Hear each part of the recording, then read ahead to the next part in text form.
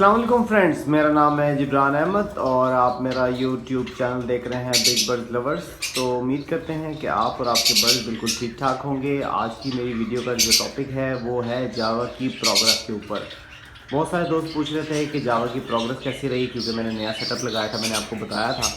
तो जनाब मेरे एक्सपीरियंस में यही है कि जावा को अगर छोटे छोटे केजेस में लगाएंगे तो वो ब्रीड करने में बहुत टाइम ले लेगी और इतनी अच्छी आपको ब्रीड नहीं मिलेगी। लेकिन अगर आप उसको कोई बड़ी एवरेज देते हैं तो माशाल्लाह ब्रीड अच्छी करेगी। तो अभी जो है वो मेरे पास जितने पेयर थे उनमें से तकरीबन 7 पेयर ने ले कर दिया है और बच्चे भी निकाल लिए हैं। और अब चेक करते हैं इनकी प्रोग्रेस।